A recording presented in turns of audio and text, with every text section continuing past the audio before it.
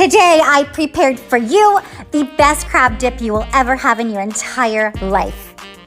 It's also the easiest recipe you will ever make. 1 bar of cream cheese, 1 cup of mayo.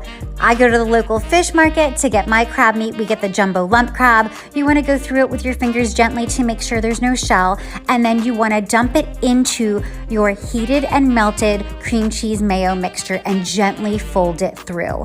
Add 1 tablespoon of Old Bay. All my Marylanders, you guys know what I'm talking about. Like and follow for more recipes.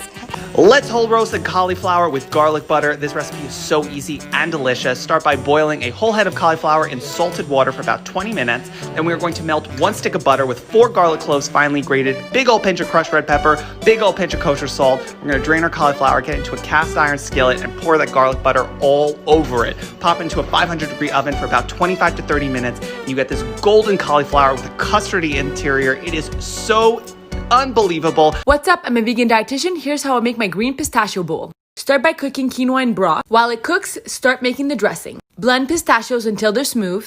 Then add avocado, parsley, garlic, lime, water, red chili peppers, and salt.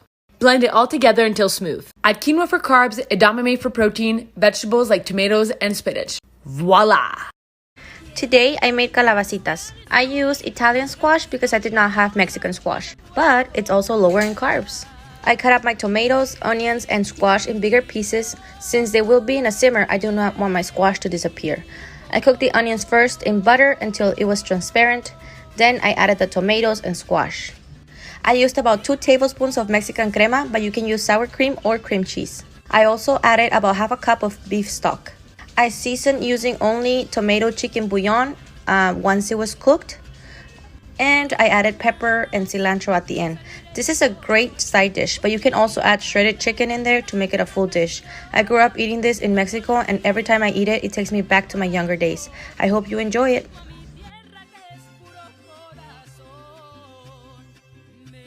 So this is Keto at Taco Bell. This is $4.50 and I love cross-cut short ribs, and especially when soy and sesame are involved. Now let's go! Start by pouring 2/3 of your marinade over the short ribs and reserve the rest. Get in there and work it. Cover and marinate about 2 hours. It's best on a charcoal grill, but we're doing a grill pan. Little oil, drop that beef, 3-4 minutes and flip. Reduce the rest of the marinade by 50%. Another 3-4 minutes and they're done. Brush with remaining marinade, some toasted sesame, and some chives. Are you kidding me? Grab it by the bone and enjoy. Oh my God! Those are the best short ribs ever made. You know I love you, animal. I posted a picture of my Atlanta lemon pepper hot wings not too long ago. Man, my DMs went crazy. People were trying to order them on the spot. Someone even wanted a 200-piece order. I said, look, I need to make a video because it is so easy. All you need is oil, chicken, and my Uncle Dib's Atlanta lemon pepper hot. Heat your oil to about 350. Season up the chicken, make sure it's well coated. Drop it in the fryer. Melt a stick of butter, add some seasoning and some fresh lemon in a bowl and mix it all together. Once the chicken is done frying, put it in that sauce mixture, add a little parsley, toss it and mix it all up. Make sure it's well coated.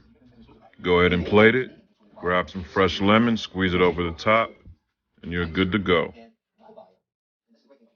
Look at that flavor right there.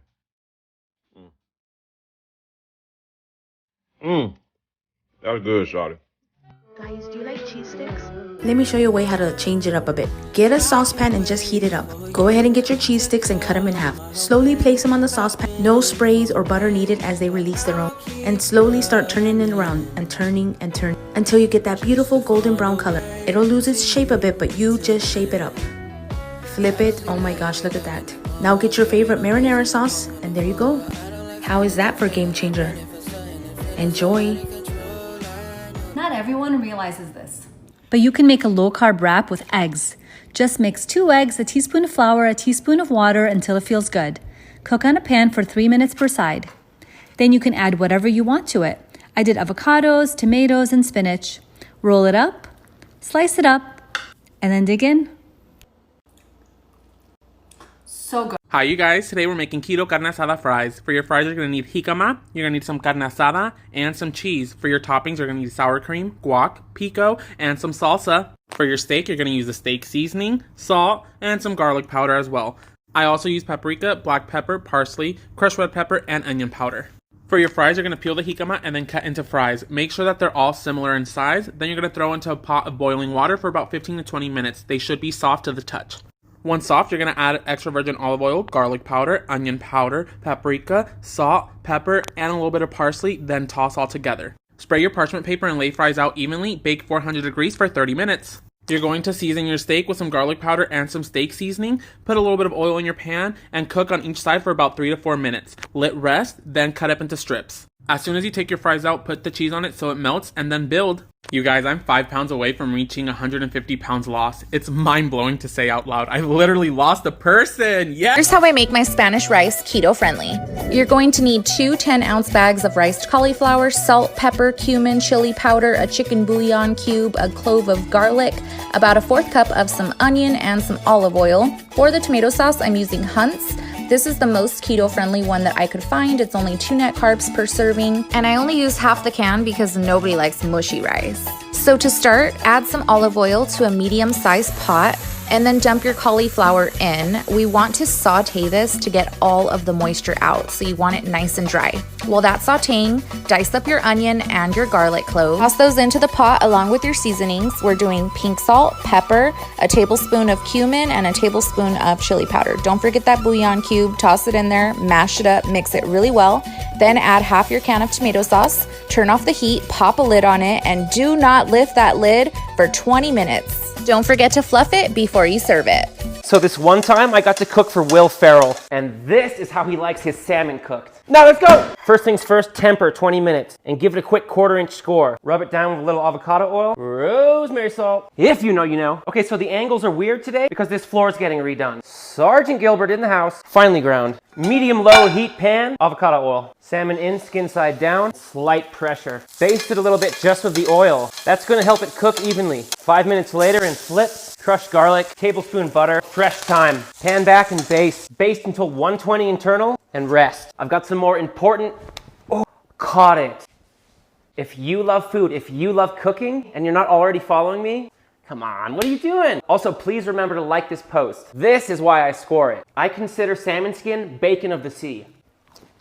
Bacon of the sea! Coming in hot. And then you've got this perfectly, I'm catching everything today. Here's to the OGs, here's to the new followers. You know us! Today we're making zucchini and ricotta bundles.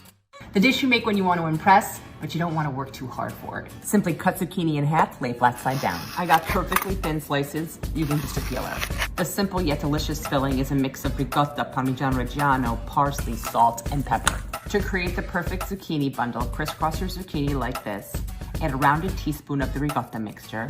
Now beginning with the bottom layer, moving in one direction, wrap the ricotta mixture like this. Bundles go into a greased pan, topped with more Parmigiano Reggiano, pepper, and bake. Now we make the basil oil. Super easy, fresh basil oil, salt, and blend until it looks like this. Already delicious. Now we make them gorgeous. This is my favorite kind of dish because it feels light, but it's still so satisfying. I know kale and addictive don't usually go together, but once I start eating this salad, I can't stop. Start by drying 1 can of drain and rinse chickpeas with a paper towel. Then season with a half teaspoon of kosher salt, a 1/4 teaspoon of garlic powder, a half teaspoon of paprika, some black pepper, and 1 tablespoon of olive oil. Transfer them to a lined baking tray and roast at 425 for 10 minutes. In the meantime, make your dressing. To a mason jar, add a 1/4 cup of olive oil, the juice of half a lemon, a half tablespoon of red wine vinegar, apple cider vinegar, a half tablespoon of mustard, a half tablespoon of maple syrup, honey, or agave, a 1/4 teaspoon of salt, and some black pepper, and give it a good shake. After 10 minutes in the oven, add 1 to 2 tablespoons of rinsed capers to the chickpeas. Stir and return them to the oven for another 10 minutes. In the meantime, massage your kale with some of the dressing. I use 6 ounces of chopped kale and about 2/3 of the dressing. Don't skip this step. It's what makes the kale soft and tender. Let the kale sit for about 15 minutes, then sprinkle over about a 1/4 cup of shredded parm or nutritional yeast and the roasted chickpeas. Toss to combine, and that's it. Chicken breast does not have to be dry and boring. Let me show you how to make it delicious and moist. Season your chicken breast with salt, pepper, and garlic powder. And rub it in. Sear both sides of the chicken on medium-high heat for 2 to 3 minutes. And my secret to keeping the chicken super moist is chicken stock. Pour about half cup of chicken stock and cover with a lid. And add mushrooms, a tablespoon of butter, a squeeze of lemon juice, and some dry chives. Remove the chicken and add a teaspoon of flour to thicken the sauce. Cool for 10 minutes before slicing into it. Make my creamy mushroom chicken and never eat dry chicken breast again. Follow for more healthy recipes. What's up? My name's Alyssa. I'm a vegan dietitian. Let me show you how I make my bomb taco salad. For the dressing, add some olive oil, vinegar, lime, chili powder, maple syrup, garlic. Don't kiss a boy after this. Add some salt, mix it. Add it to black beans for protein, corns for carbs, avocado for healthy fats. Boom.